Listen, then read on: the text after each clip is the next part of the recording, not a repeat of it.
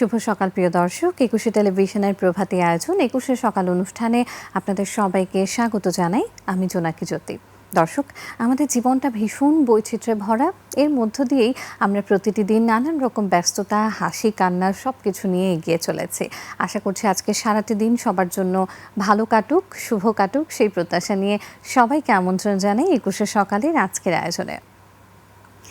আজ একুশে সকাল অনুষ্ঠানের বিভিন্ন অংশে থাকছে আজও আগামীকালের আবহাওয়ার খবর, একুশে টিভি হাইলাইটস, জানেন কি, অজানা তথ্য, আমাদের উদ্ভিদ আমাদের পরিবেশ এবং প্রিয় শিল্পীর একটি মিউজিক ভিডিও। শুরুতেই আজও আগামীকালের আবহাওয়ার খবর। আজ রবিবার 2 অগস্ট 2026 খ্রিস্টাব্দ, 18 শ্রাবণ 1433 বঙ্গাব্দ, 18 সফর 1448 হিজরি, বর্ষাকাল। আজকে সূর্যাস্ত সন্ধ্যা 6টা 40 মিনিটে এবং আগামীকাল সূর্যোদয় সকাল 5টা 28 মিনিটে। আবহাওয়া অধিদপ্তরের পূর্বাভাস অনুযায়ী বর্ষাকালে দেশের অধিকাংশ এলাকায় আকাশ আংশিক থেকে অস্থায়ীভাবে মেঘলা থাকতে পারে। দেশের বিভিন্ন অঞ্চলে দফায় দফায় বৃষ্টি অথবা বজ্রসহ বৃষ্টির সম্ভাবনা রয়েছে। কোথাও কোথাও মাঝারি থেকে ভারী বর্ষণও হতে পারে। বৃষ্টির কারণে দিনের তাপমাত্রা কিছুটা কমে স্বস্তি মিললেও বাতাসে আর্দ্রতার পরিমাণ বেশি থাকায় ভ্যাপসা গরম অনুভূত হতে পারে। দিন ও রাতে তাপমাত্রা সামান্য ওঠানামা করলেও তা মোটামুটি স্বাভাবিক থাকবে বলে ধারণা করা হচ্ছে। এদিকে নদীবিধৌত ও নিম্নাঞ্চলগুলোতে বৃষ্টিপাতের পরিমাণ বেশি হতে পারে। পাশাপাশি ভোরের দিকে দেশের কিছু এলাকায় হালকা কুয়াশা বা মেঘাচ্ছন্ন পরিবেশ দেখা দিতে পারে। আবহাওয়াবিদরা প্রয়োজন ছাড়া বজ্রপাতের সময় খোলা স্থানে অবস্থান না করার পরামর্শ দিয়েছেন।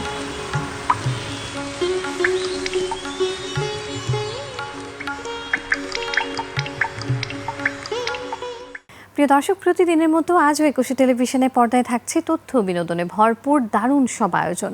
সারাদিন আমাদের চ্যানেলে কি বিশেষ অনুষ্ঠান থাকছে দিনের শুরুতেই তা এক নজরে আপনাদেরকে জানিয়ে দিতেই আমাদের এবারের সেগমেন্ট একুশে টিভি হাইলাইটস। একুশে টেলিভিশনের আজকের আয়োজনে সকাল 10টায় থাকছে পূজা চেরি ও শ্যামল মাওলা অভিনীত বাংলা ছায়াছবি আগন্তুক।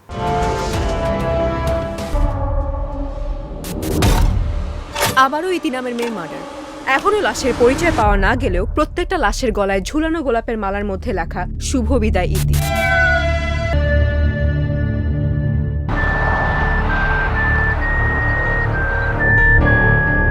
একটার পর একটা খুন করছে, খুনই ধরা পড়ছে না।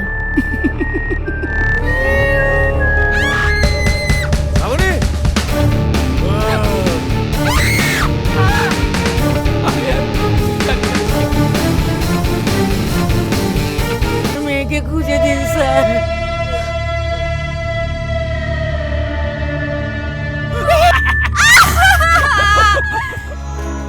উইথ নিবেদিত বাংলা ছায়াছবি আগন্তুক দেখবেন আজ সকাল 10টায়। বিকেল 3টায় থাকছে আনিসুল হক মিলন, আঁচল, জাহিদ হাসান ও মিশা সওদাগর অভিনীত বাংলা ছায়াছবি মাফিয়া 2।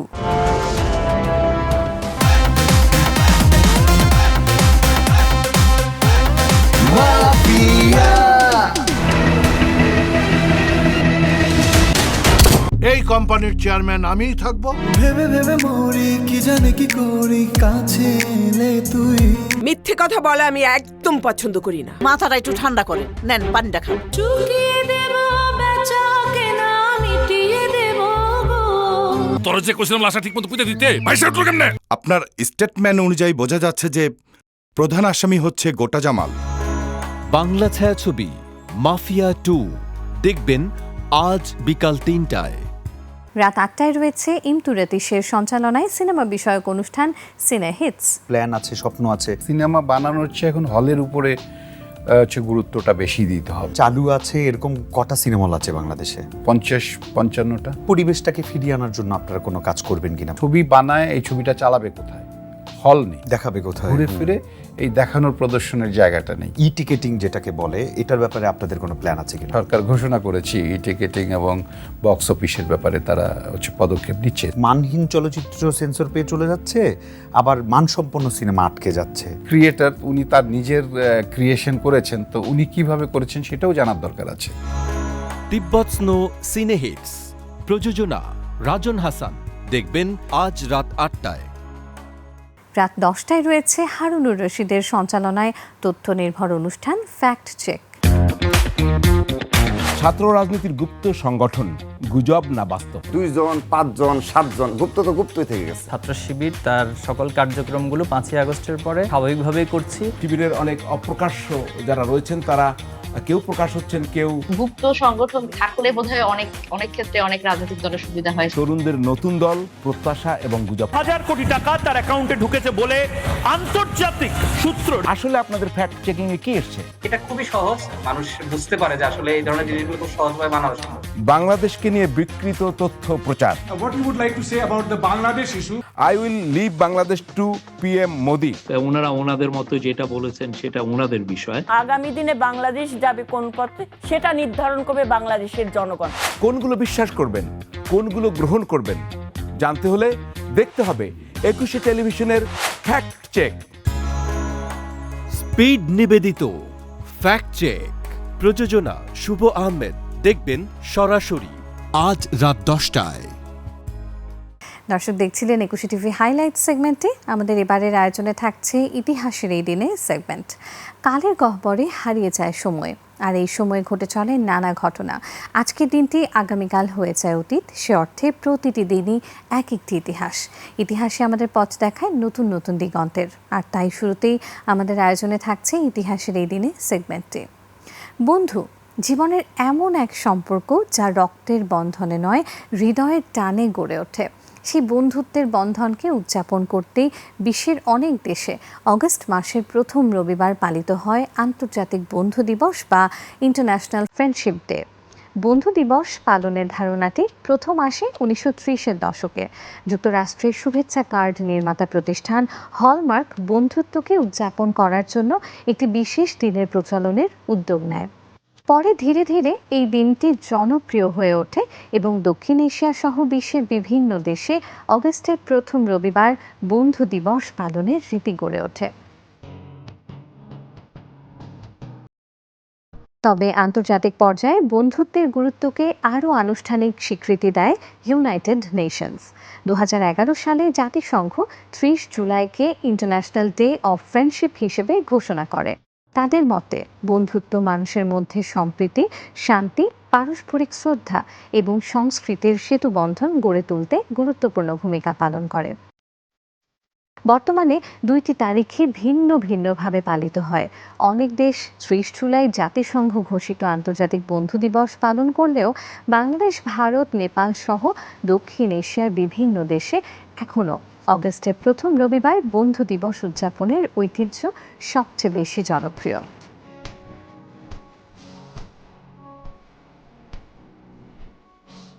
সময়ের সঙ্গে সঙ্গে বন্ধু দিবসের উদযাপনের ধরনও বদলেছে।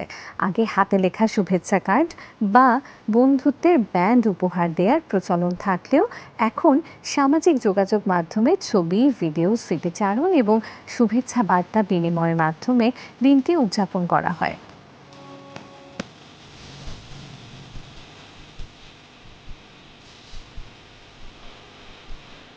বন্ধুত্ব শুধু আনন্দ ভাগাভাগির নয়, কঠিন সময়ে একে অপরের পাশে দাঁড়ানোরও নাম।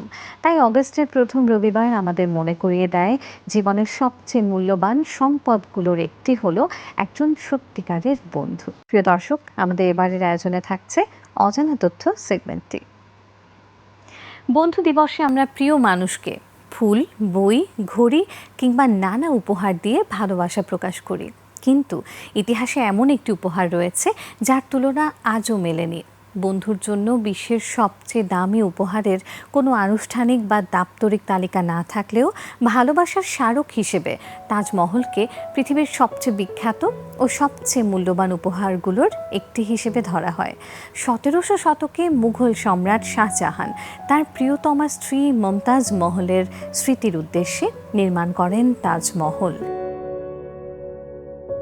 1631 সালে মমতাজ মহলের মৃত্যুর পর গভীর শোকে মুহ্যমান শাহজাহান তার স্মৃতিকে অমর করে রাখতে এই সাদা মার্বেলের সমাধিসৌধ নির্মাণের নির্দেশ দেন। নির্মাণ কাজ শুরু হয় 1632 সালে এবং শেষ হতে প্রায় 20 থেকে 22 বছর সময় লাগে।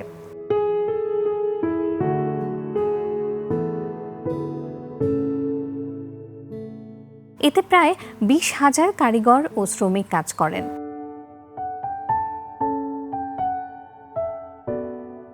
ভারতের আগ্রায় যমুনা নদীর তীরে নির্মিত এই স্থাপনাটি শুধু একটি সমাধিসৌধ নয়, এটি মুঘল স্থাপত্যশৈলীর এক অনন্য নিদর্শন।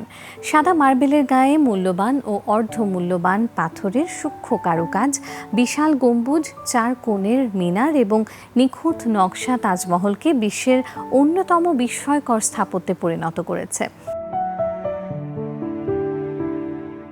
আজকের অর্থমূল্যে তাজমহল নির্মাণে কত খরচ হয়েছিল তার সুনির্দিষ্ট হিসেব নেই, কারণ 1700 শতকের অর্থনৈতিক মূল্যকে বর্তমান সময়ের সঙ্গে সরাসরি তুলনা করা সম্ভব নয়।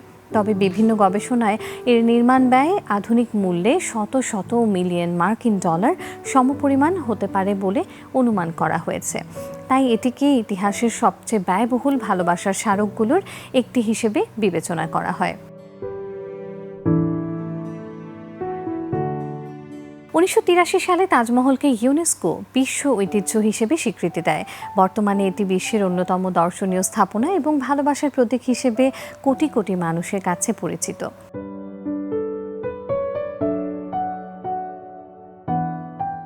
বন্ধু দিবসের প্রেক্ষাপটে তাজমহলের গল্প আমাদের একটি গুরুত্বপূর্ণ শিক্ষা দেয়। পৃথিবীর সবচেয়ে মূল্যবান উপহার সবসময় অর্থ দিয়ে বিচার করা যায় না। কখনো একটি স্থাপত্য, কখনো একটি স্মৃতি, আবার কখনো নিঃস্বার্থ ভালোবাসাই হয়ে ওঠে সবচেয়ে বড় উপহার। আর সেই কারণেই শতাব্দীর পর শতাব্দী ধরে তাজমহল মানুষের কাছে শুধু একটি স্থাপনা নয়, বরং ভালোবাসা, শ্রদ্ধা এবং চিরন্তন স্মৃতির এক অনন্য প্রতীক।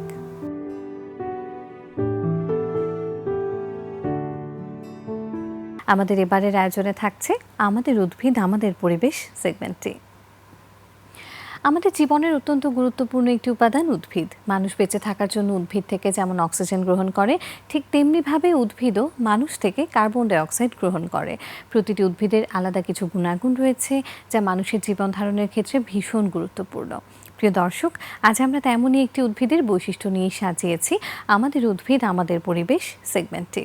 বনের গাছগুলোকে আমরা সাধারণত আলাদা আলাদা জীব হিসেবেই দেখি, কিন্তু বিজ্ঞানীরা বলছেন বাস্তবে অনেক বনেই গাছগুলো একে অপরের সঙ্গে যুক্ত থাকে এক অদৃশ্য যোগাযোগ ব্যবস্থার মাধ্যমে।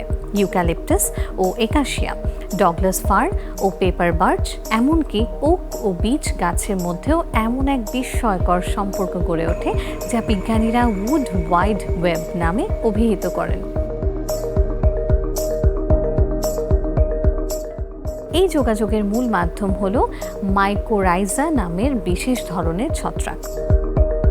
গাছের শিকড়ের সঙ্গে এই ছত্রাকের সহাবস্থান তৈরি হয়। এরপর ছত্রাকের সূক্ষ্ম সুতা বা হাইফি মাটির নিচে জালের মতো বিস্তৃত হয়ে এক গাছের শিকড়কে আরেক গাছের সঙ্গে যুক্ত করে।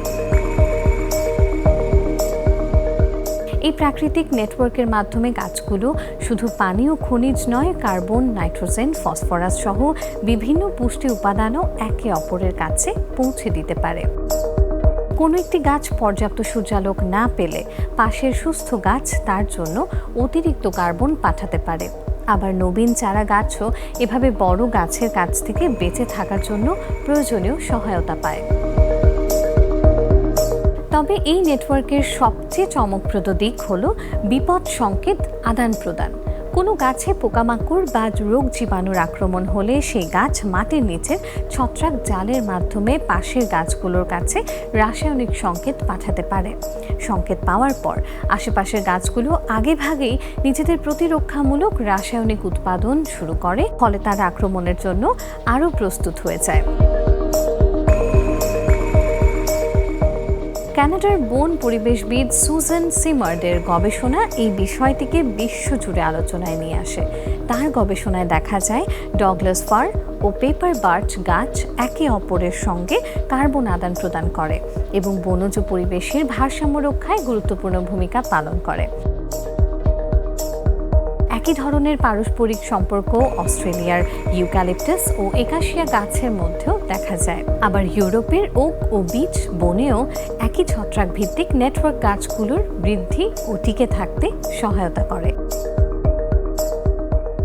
তবে বিজ্ঞানীরা মনে করিয়ে দেন গাছের এই যোগাযোগ মানুষের ভাষার মতো নয়। এটি সম্পূর্ণ রাসায়নিক ও জৈবিক প্রক্রিয়ার মাধ্যমে ঘটে, যেখানে ছত্রাক, শিকড় এবং বিভিন্ন পুষ্টি উপাদান গুরুত্বপূর্ণ ভূমিকা পালন করে।